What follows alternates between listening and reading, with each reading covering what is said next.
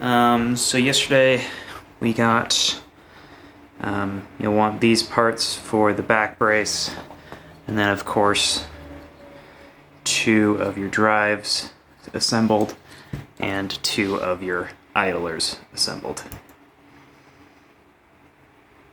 Alright, let's get to it. So we're going to start by inserting our T-nuts on either side of our rails. What you want to do is make sure that while you're inserting both of these, that you're going to have a flat end and a smoother end. It's rounded. Make sure that your flat end's facing away from your rail. So there's going to be 2 on the top and 2 on the bottom. And then it looks like our longer end on here is going to go towards the middle on both sides. So got 4 of those to put in on both angles.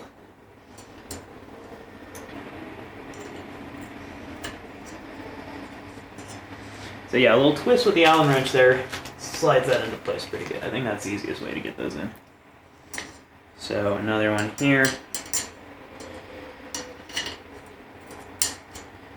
So 1, 2, and then exactly mirrored on the bottom.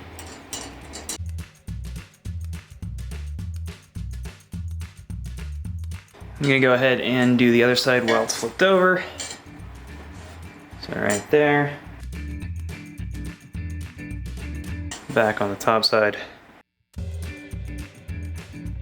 Now looks like exact same thing on the other side. So we're gonna flip this around.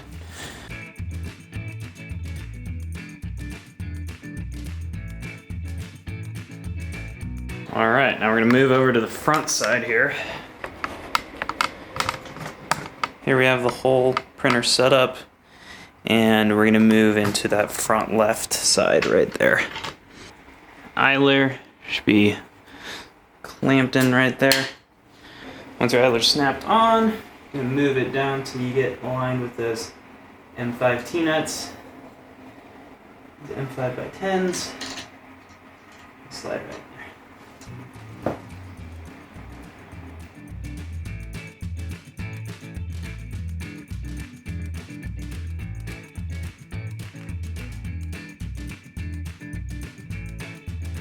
Cool. So now you got all your screws in, you're going to go ahead and slide it as far as you can to the end of the rail. Make sure you don't over tighten your screws before doing that. And then we're going to crank these down. Remember, you're going into plastic, so you don't need to go crazy tight. So take your idler and snap it on. Try to line up your T-nuts as best you can. M5 by 10.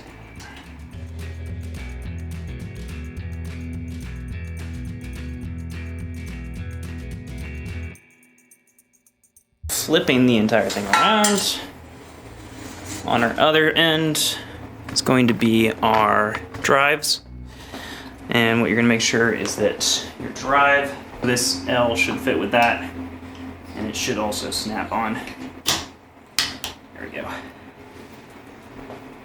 And then same connection.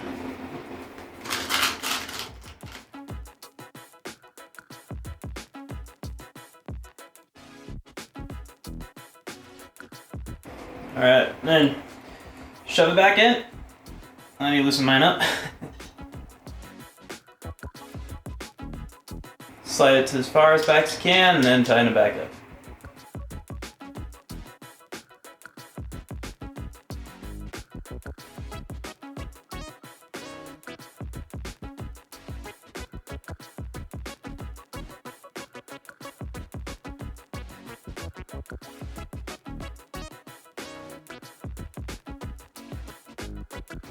Yeah, going at that angle helped a little bit, just to snap in.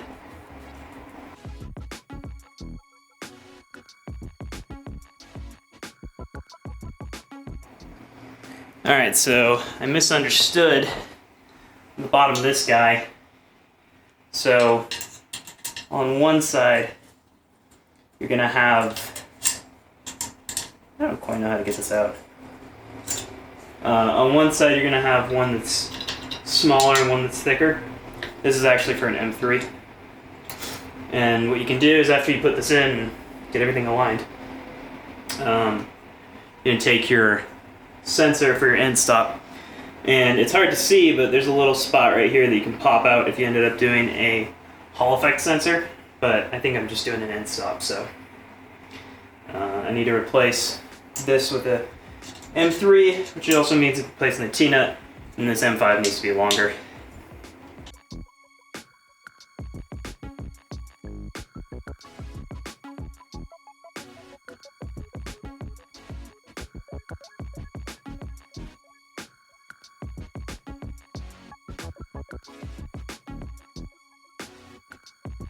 Now we're going to take this piece, place it right in front of there.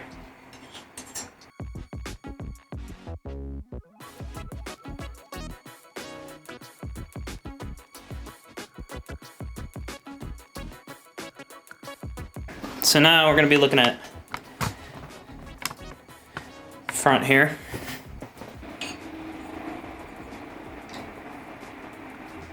Okay, so that looks like the right rail right there. Alright, so let's take this guy over here.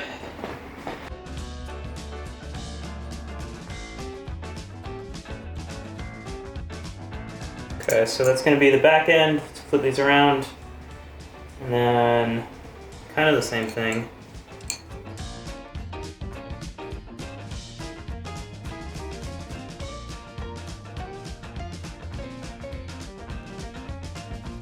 Alright, there we go.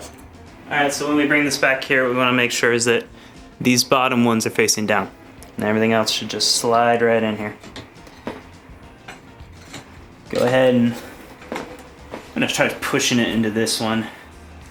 Snapping into the other one.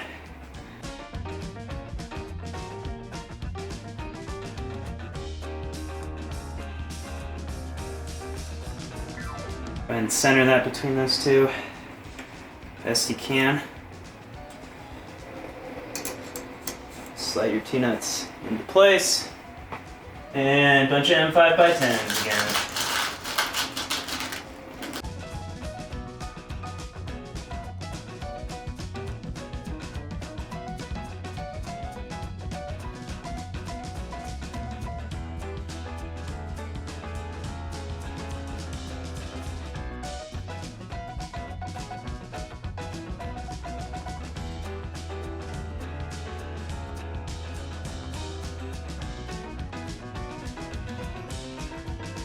Alright, so this part's important to talk about here.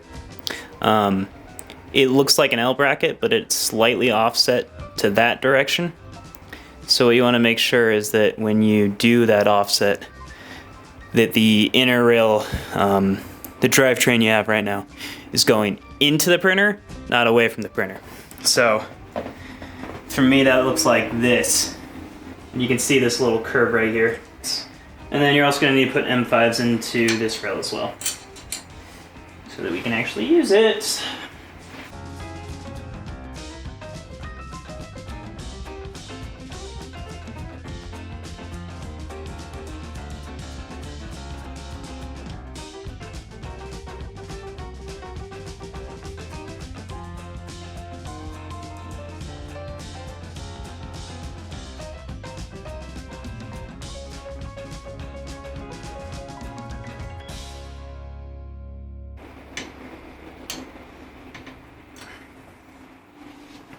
So yeah, once again, make sure that this offset inside here, this rail should be facing that direction, and there should be a little gap right here. So you can see I can put something here and push down. There's a little bit of space, and that's what you're looking for. Basically, this rail's a little bit inset, so this doesn't line up perfectly, and this isn't quite an L bracket. But if you do it the other way, things are going to be bent and out of shape, so make sure you get that right. Here's the other side. This is the printer facing upward. And yeah, the outside will have this little slice right here. All right, now this is a good time to double check that the distance from here to here is the same as the distance from here to here. This is a 90 degree, this is a 90 degree, this is a 90 degree, this is a 90 degree. Next up's linear rails. I'm gonna stop here for today because I need to clean and lubricate mine.